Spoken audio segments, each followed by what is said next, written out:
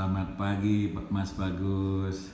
Selamat pagi. Ini gimana nih hubungannya Habib Rizik pulang ke Indonesia dengan bela negara, cinta Indonesia, dan apa untungnya Indonesia merdeka?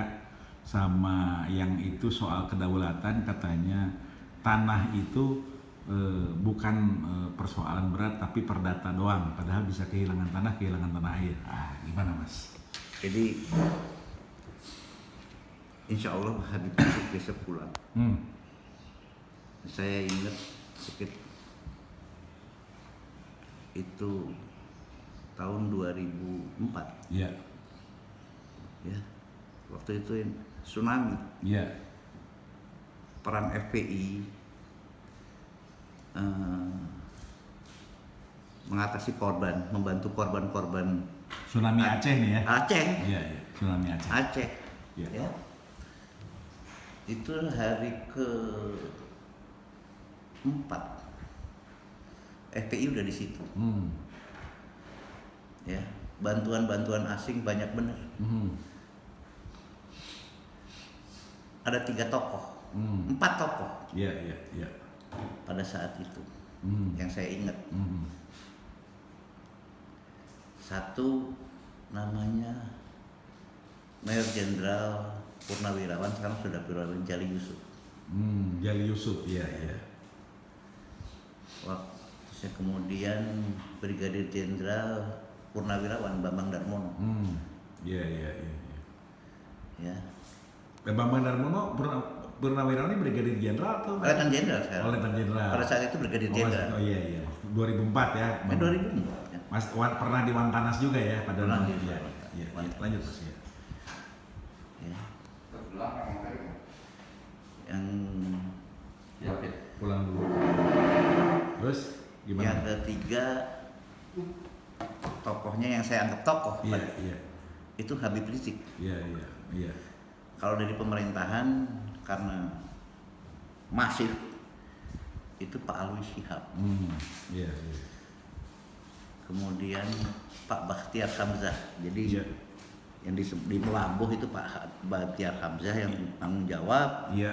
Yang di Banda Aceh Pak Alwi Shihab sebagai Menko Kesra pada saat itu. Iya. Ya. Nah,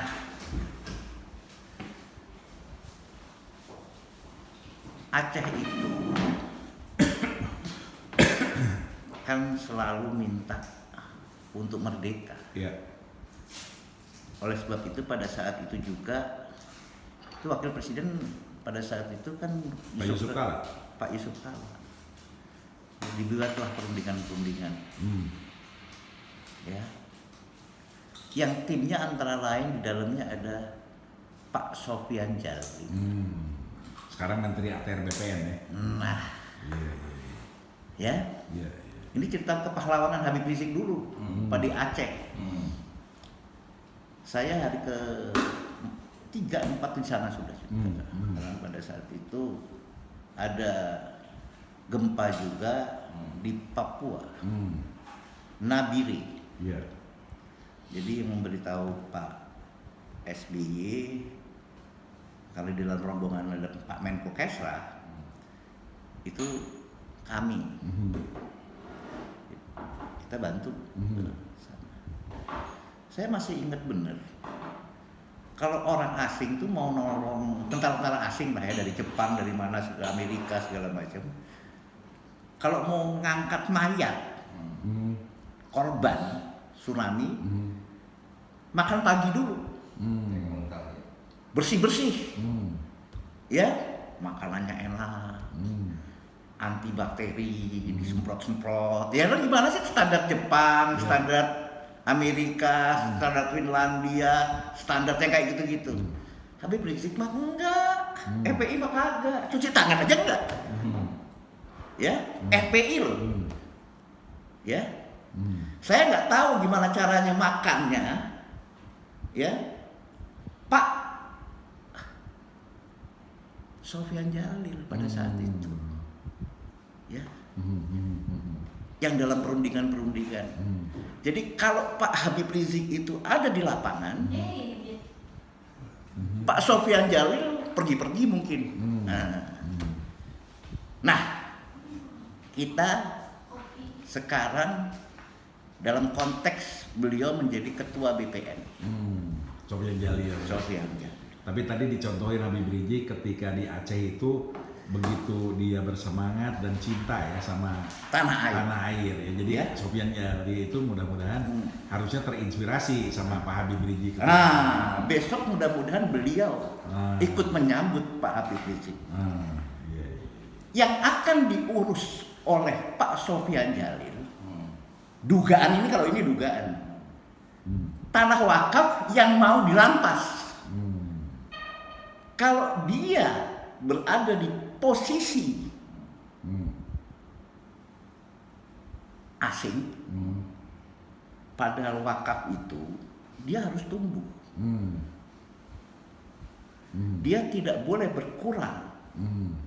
Dia tidak boleh digusur tanah wakaf. Yang bisa menyelesaikan, kalau kita melihat konflik Aceh, ya Pak Habib Rizik. Dengan cara tadi. Nolongin banyak orang. Membangun komunikasi. Bekerja sungguh-sungguh ya. Iya kan? Dan nggak ngambil apa-apa. Nah sekarang gini Mas, kaitannya Sofyan Jalil dengan Prince Wealth Fund gitu kan. Indonesia nih kalau cuma ngandalin minjem luar negeri, kemudian ngandalin uang pajak aja kan sampai kapanpun udah terbukti nggak maju-maju. Gini deh, nah, itu soal gampang. Sama bank tanah tuh gimana? Jadi gini, kan ada kasus yang dialami oleh Jamiah Nahdlatul Ulama dengan Podomoro kalau nggak salah di Central Park. Di Central Park, iya Central Park. Dicek dulu dah sama Pak Sofyan Jalil itu, ada tanah wakafnya nggak di situ? Kaitannya ke situ ya. Lah 22 hektar itu di belakang Malanggrek. 22 hektar. Mana saya ketemu lagi saya yang gue kayak gini itu, ternyata orang ini di situ 4 perguruan pagar Musa rupanya. Cerita orang itu. Di Depok juga gitu. Ada ya? Oke, terus Mas. Kalau tanah wakaf gimana? Tanggung jawab Pak Sofyan Jalil yang orang Aceh, yang katanya di Aceh itu hukumnya hukum sendiri, berbeda dengan daerah otonom yang lain. Makanya daerah istimewa Aceh mengelola tanah ini jangan kayak martabak istimewa, nanti jadi kolesterol. Nah iya benar bahaya ya. Benar, karena tadi Mas kalau diterusin itu kan sovereign wealth fund itu dengan bank tanah itu kalau nggak salah dengar kan akan dikelola oleh Kementerian Keuangan khususnya DJKN. DJKN kan cuma nyatet doang. Enggak, saya tuh pengen bilang ngurusin kasusnya Robert aja nggak beres-beres itu. Udah 10 tahun. Dekat. Itu Robertnya tuh di Kelapa Gading. Gimana Robert, mau ngurus negara? Pak Robert itu coba gimana? tidak punya niat untuk mewakafkan tanah. Nah, itu gimana coba? Mungkin yang pagar Musa di dalam situ ada yang wakaf. Nah, iya kan? Nah, hukumnya bagaimana itu? Hukumnya kalau orang Islam di Aceh karena tipiring, tindak pidana ringan termasuk perzinahan dianggapnya tipiring, dicambuk. Tindak pidana ringan aja dicambuk. Apalagi kalau ngejualin tanah air ya. Bukan tanah wakaf nih, kita ngomong tanah wakaf, yang ngerti hukum Islam itu bagaimana? Tanah wakaf, tanah wakaf, banyak sekali tanah wakaf. Ya, banyak sekali tanah wakaf. Ngertilah, lebih ngerti kita lah, lebih ngerti Pak Sofyan Jalil lah daripada saya. Kalau dulu pernah ngaji di Buncit. Ngaji di Buncit, tanah wakaf ini. Yang nilainya harus tumbuh terus, nggak boleh bergeser, nggak boleh berkurang sepeser pun juga. Susah itu. Ya. Nah, mayoritas gini loh ya. Kenapa hukum kita itu kalau mau digeser ke perdata nih ya. Iya. Karena kan bahaya ngerampas tanah nih sudah makin kuat indikasi bahwa itu kan cuma soal perdata. Padahal itu merampas ya. Iya, padahal ngerampas. Ini seakan-akan pidananya mau dihilangin kan. Lah sekarang kalau tanah wakaf, Nah, bukan tanah wakaf, makanya yang mayoritas di Indonesia ini mengayomi yang minoritas, antara lain karena ada tanah wakaf. Wakafnya siapa? Wakafnya pahlawan-pahlawan kita, wakafnya darahnya mereka. Nah, termasuk juga sebenarnya kalau kita ngomong kesultanan, para ulama dan yang lain-lain dulu, itu kan mewakafkan tanah air ini kepada Republik Indonesia kan? Iya, apalagi Pak Sofyan Jalil itu orang Aceh. Nih, saya ambil contoh kecil. Ada orang namanya orang Aceh, siapa yang baru dari Swedia kabur? Karena pada saat itu yang kita iniin, jangan sampai dia udah mati itu saya tahu. 80 tahun. Iya, kok bisa lupa gini gitu lah Pak. Coba harus di Google dulu itu. Ya? Ya? Karena dia kabur ke Swedia, ya, balik ke Indonesia nggak lama mati. Karena dia nggak ngerti apa yang diperjuangin. Ya? Iya. Aceh itu, ya, itu ikut Indonesia sejak dari zaman dulunya. Tengku Umar, Cut Nyak-Din, ya, darah-darah mereka itulah.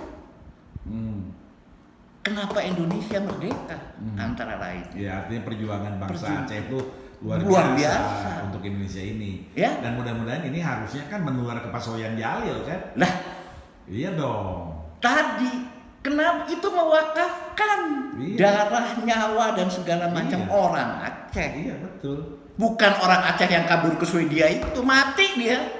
Begitu sampai Aceh mati. Iya. Ya? Iya, Mas. Ya.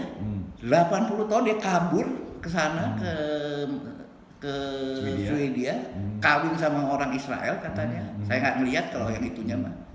Begitu sampai dipuja-puja mati. Karena dia nggak ikut berjuang di situ. Nah, ini Pak Sofyan Jalil dari tahun 2004 dia ngerti benar. Proses itu ditemenin sama Pak ini lagi Pak Alwi Shihab, Pak Bakhtiar Hamzah, ya, ditemenin Pak siapa namanya Pak Habib Rizik, ya, masa mau dibilang dia pengkhianat? Kalau pengkhianat itu gimana, ya? Amanah ini gimana? Iya. Nah, Mas pernah dengar nggak sekarang yang sederhana wakaf belum ditemukan? Lah tadi Itu gimana dia merasa dikriminalisasi, tapi warkah aja belum ditemukan di BPN gimana? Kan udah jelas, kan pernah saya bilang warkahnya jangan-jangan masih disimpan di Belanda. negeri Belanda. Apa Pak Robert juga jangan-jangan tanahnya warkahnya di negeri Belanda itu? Jangan-jangan kayak gitu. Iya, sehingga ngambil keputusannya itu Pak Robert udah 30 tahun belum beres-beres urusannya. Ya. Gimana coba sekarang? Ini tadi Pak Robert nggak punya niat untuk mewakafkan tanahnya. Iya. Pak Robert tidak punya niat untuk mewakafkan tanahnya. Pak Robert cuma niat kecil. Dia pengen bikin rumah sakit. Kan dia dokter pengen ngabdi ya. Dia ngabdi, Nah, dia tidak mau. sekarang gimana coba? Udah 30 tahun duitnya dimasukin ke situ dan rumah sakitnya nggak jadi-jadi. Nah, apa Sofyan Jalil yang mesti lakuin sama Pak Sofyan Jalil? Apa yang harus dilakukan? Pak Sofyan Jalil. Jadi gini. Sama tadi itu kalau ini nggak selesai-selesai, kalau betul nanti Kementerian Keuangan akan ngelola sovereign funds itu, kan nggak percaya urusan Robert aja nggak beres. Jadi gini, terkait dengan kasusnya tanah Pak Robert. Memandang kasusnya Pak Robert ini harusnya Pak Sofyan Jalil yang orang Aceh itu memandang ini, oh ini wakaf, nggak bisa digesek, nggak bisa diiniin, ya, hukumnya hukum Islam. Ya karena yang hukum Islam daerah istimewa Aceh kan hukumnya sendiri itu ya, beda sama hukum-hukum lain ya. ini kalau sampai saya nggak selesaiin, saya akan kena dosa 7 turunan. Ya, soalnya kan ada satu karma. Itu dulu waktu ngaji diajarin itu nggak bro? Dulu nih ngaji sama abang saya waktu lagi ada perlawanan dengan rezim Pak Harto lah. Anak HMI atau aktivis Islam, masuk Islam kan ngumpulin ya konsolidasi lah, dia ke Buncit. Buncit makanya abang saya kenal. Oh, dia suka ngedoktrin gitu lah soal perjuangan itu berdasarkan ya perjuangan agama Islam seperti itu ya, makanya harusnya Pak Sapanjala harus ingat apa yang diperjuangkan dulu dan memperjuangkan tanah orang untuk memilikinya tuh perjuangan wajib hak ya, soal hak ya, soal keadilan. Pak Sapanjala harus ingat itu, percuma kita sholat kalau kita punya kekuasaan, apalagi tahu lah Pak Sopan hadis itu yang dipakai sama Joe Biden itu, kalau punya kekuasaan ya pakai kekuasaan untuk menegakkan keadilan, begitu aja Pak Sofyan. Jadi sesederhana itu Pak. Jadi kalau punya kekuasaan tidak menegakkan keadilan, Sama aja ibarat pohon buah tak berbuah. Hadis Nabi bilang ilmu tanpa amal ibarat pohon tanpa buah. Tapi saya pikir pohon itu berguna, misalkan pohon jati nggak berbuah. Tapi kalau pohon buah nggak berbuah ya kayak gitu. Punya kekuasaan nggak dipakai. Dan kita ngingetin ini. Namanya Hasan Tiro. Hasan Tiro ya. Jadi kita ngingetin ini sebenarnya karena kita berharap Pak Sofyan Djalil pernah jadi ketua ILUMI gitu kan ya. Iya. Kebuka Aktivis Islam lah dia. dan aktivis Islam kan gitu kira-kira kan, Jangan kayak dia, jangan kita anggap kayak Hasan Tiro. Nanti dikejar-kejar sama teman-teman, dibilang Hasan Tiro nih, Hasan Tiro. Hasan Tiro. Kalau Hasan Tiro mungkin masih penting ya untuk kepentingan rakyat Aceh gitu ya, paling enggak ya. Walaupun mungkin dari sisi ini juga bisa sangat mungkin salah karena ingin memerdekakan diri. Tapi kalau ingin memerdekakan para perampas tanah kan, orang nggak jelas datang menguasai tanah rakyat Indonesia kan lebih bahaya dari Hasan Tiro. Wow, lebih gawat lagi Hasan Tiro. Ini mah, ini VOC kalau Ini VOC. Iya. Verich the Ost Indische Company. Iya, itu kepentingan. Lebih kejam dari VOC jangan-jangan. Bisa jadi lebih kejam dari VOC masih dibayar tuh, kerja Rodi pun dibayar. Pun mungkin bau atau ini Jepang kan, ya. Di Jepang kita kan nggak dibayar sama sekali orang ini. Karena diambil gitu. Ini apa ini jadi? Ya, jadi kita doalah, kita sampaikan kan ini berkali-kali udah diingatkan gitu kan, dengan hal-hal yang nyata yang sederhana. Mudah-mudahan nyampe, mudah-mudahan juga kebuka persoalannya dan bisa diselesaikan. Ya jangan sampai Pak Sofyan Djalil ini dicap ya Hasan Tiro nih. Ya dicap Hasan Tiro. Ya nggak berkah. Lebih Hasan Tironya Hasan Tiro. Nah, Hasan Tironya Hasan Tiro. Ya udah, terima kasih. Mudah-mudahan ada inilah nyampe terbuka gitu kan dan bisa diselesaikan. Makasih. Assalamualaikum.